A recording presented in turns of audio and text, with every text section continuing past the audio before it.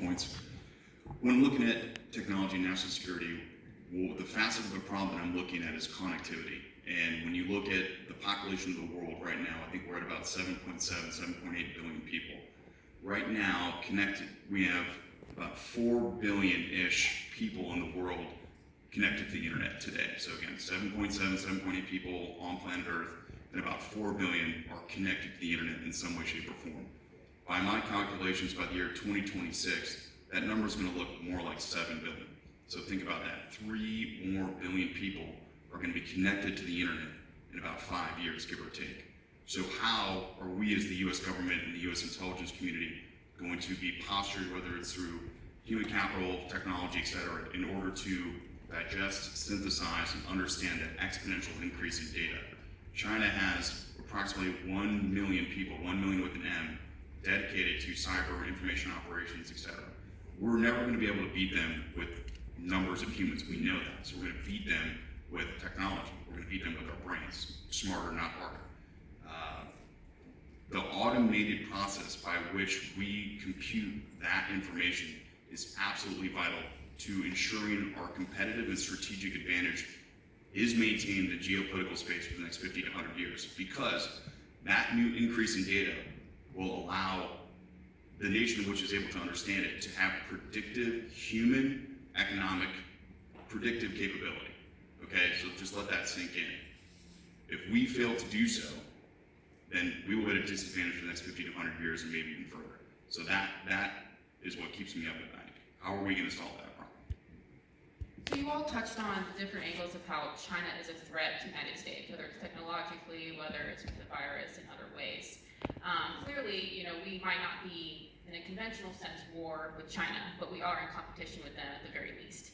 However, I will say that there is another threat that we are facing at home, and whether China has a direct influence or not in this, I think a lot of people in this room can relate to deplatformed or censorship. And so Matt, I'm going to put this question to you, coming from a legal background.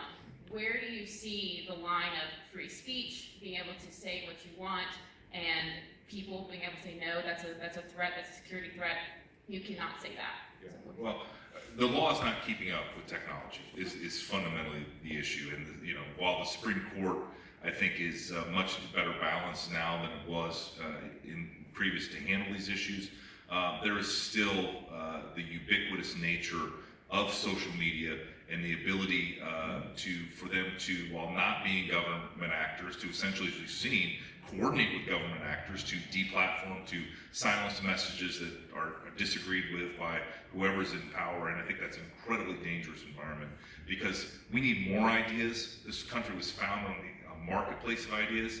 And if we become a place of censorship, either by non-governmental actors or those in collusion with the government, I think that we all lose out.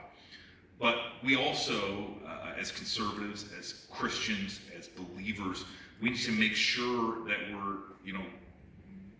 we are very careful with how we use these technologies, and make sure that when we give our private information to these companies, that we know who we're giving it to. And when we give money to these companies, we know who we're giving that money to. And so if you're running Facebook ads and giving Mark Zuckerberg money and profit, he's probably not using that in your best interest and to a direction that you want to use it. So I say all of that to say this: the law has not kept up with social media and the marketplace of ideas, and I think we're going to see some revolutionary advances in the law, and there's going to have to be through Congress passing laws, reining in, whether it's Section 230 immunity or whether it's just applying free speech to these platforms that look pretty much like the modern day town square. We're going to have to expand our ability to speak freely and to express our deeply held beliefs on some of these platforms if they're going to be ubiquitous in our lives. Frank, go ahead. Yeah, a couple of thoughts to your point. We've got a situation at the moment where we're watching businesses doing restraints on freedom of speech at the direct behest of the government. And that seems to me to be a perfect example of the law not keeping up. That's a First Amendment violation, it seems to me, and it needs to be litigated or legislated as such. But just a related point, back to China, I also am vice chairman of something we call the Committee on the Present Danger of China, and been very, very concerned about both what the Chinese have done to perfect some of these AI and predictive technologies, and to use a whole array of surveillance and quantum computing and other techniques to create something they call the social credit system. And we were talking a little bit about it outside. What is being done now by the Chinese is literally aggregating all aspects of the data that is available to their system about their own citizens to control them in a way that is far more frightening than anything Orwell was able to conjure in his time. And it's happening now.